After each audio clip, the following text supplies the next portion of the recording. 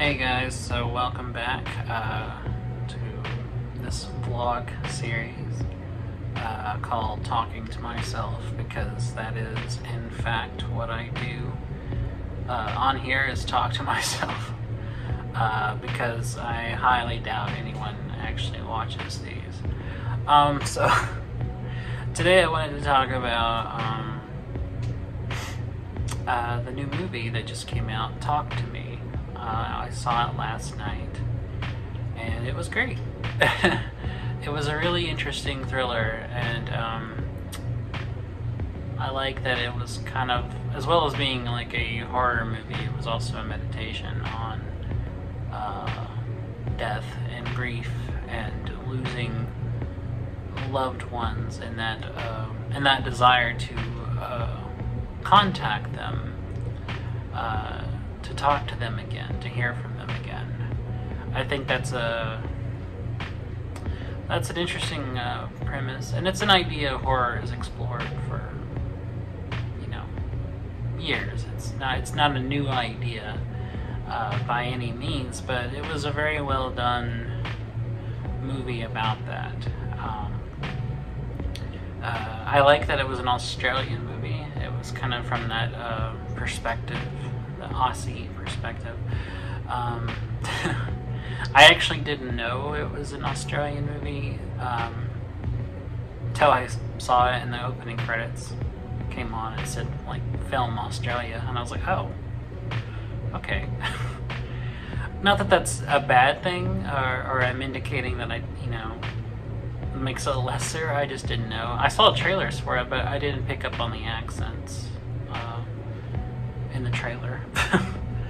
So yeah, it was good. It was kind of a movie just about a bunch of bored teenagers who have these kind of parties where they use a prop that acts as like a Ouija board, and it's a mummified hand that's like held out like this, and it's kind of like a party game. Like they will use that hand to contact the dead, and kind of let them inside them, allow them to possess them.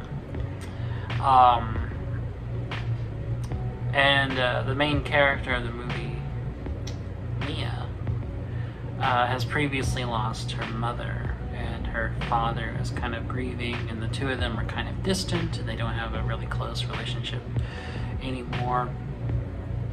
And so the idea already intrigues her, but when she goes to a party and watches one of the other kids do it and become taken over by the spirit of a dead person, she becomes more interested and becomes more like gung-ho about trying to contact the dead in the hopes that she can talk to her mother. That's the basic premise, and some really bad shit happens from there. Like a lot of horror movies about the subject, it definitely is one of those things where it's like, yeah, you can contact the dead, but this is the price you're gonna have to pay to do it. And it's a really engaging movie. It's well done, it's well written, it's well directed, and the actors are all great in it. I don't know who any of them are, but it was a really good cast. There was a kid who played the younger brother, one of the main characters, and he did a great job. He was a very good young actor. And this character is like 14, 15, and that's about how old the kid is, and he does a good job convincingly playing this little brother who himself gets into this stuff and gets way in over his head, and comes back to bite him in the ass as well as everyone around him, and it kind of it ruins everybody's lives. It starts off as kind of fun and games, and then the shit gets real serious real quick, and then like everybody's like shit starts falling apart. And And the whole thing that made it even more engaging was it was not predictable. You didn't know where it was going. I see so many horror movies, and I love horror, don't get me wrong, but I watch a lot of horror, and as someone who watches a lot of horror, you get a lot of formulaic stuff. You get a lot of predictable movies that follow, this happens, and so this happens, and so this happens. A lot of horror movies follow a kind of trajectory of introduce a character, introduce something weird that they get into, and then like there's a conflict where the bad thing happens and it starts affecting people, and things start escalating in a more predictable way. You start ratcheting up the tension, and they follow these like kind of story beats, and then there's a big climax where they face the thing or find out how the thing works and find out how what they have to do to like defeat it, and it typically ends on a happy note of like, oh, they beat the evil and the day is saved. Not always, but I mean a lot of the times it works out that way. This one,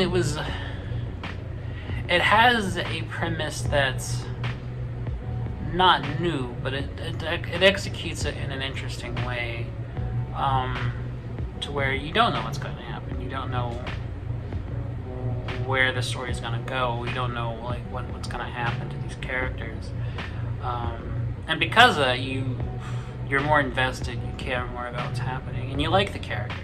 It establishes up front that these are likable characters.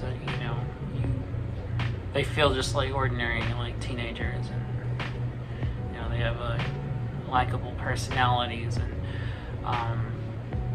there's also like subtle things about them. Like you have a sense of like they have a real history together and they know each other really well, and there's a lot of nuance to the way they're written.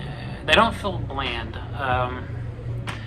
This movie's too smart for that. Not most, but a lot of horror movies have very generic, paper-thin characters that are very cookie cutter. They just feel like this is your stock teenage character, or this is your stock, writer character, or this is your stock, whatever premise you're going with, and then they get into like a stock scenario or something scary happens,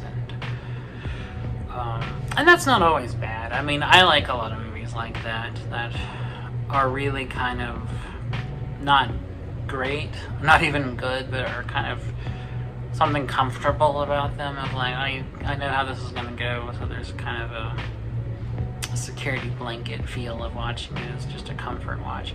But I mean, that's not to say I don't love movies like this, where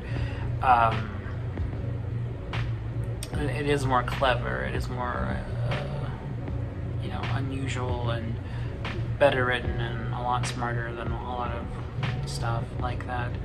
And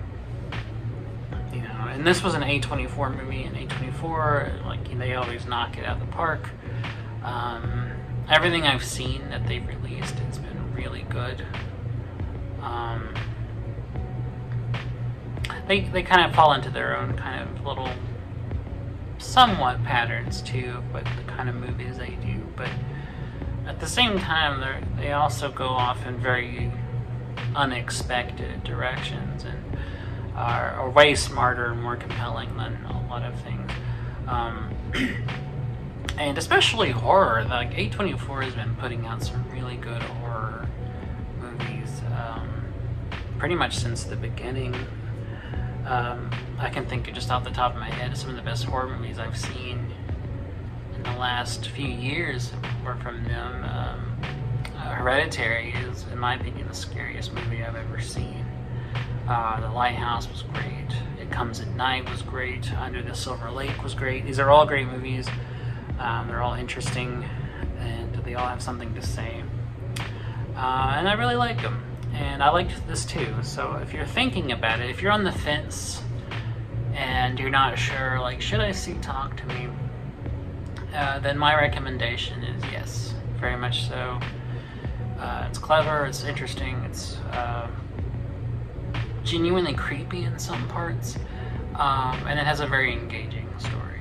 So that's my definite thumbs up, as Ebert and Robert used to say. It was Roger Ebert and Gene Siskel Ebert, thumbs up. So I give this movie 2 big thumbs up, as they would say, even though I don't think anyone under 30 is going to get that reference. And for those of you over 30, then you're like me and you're old. So go see it.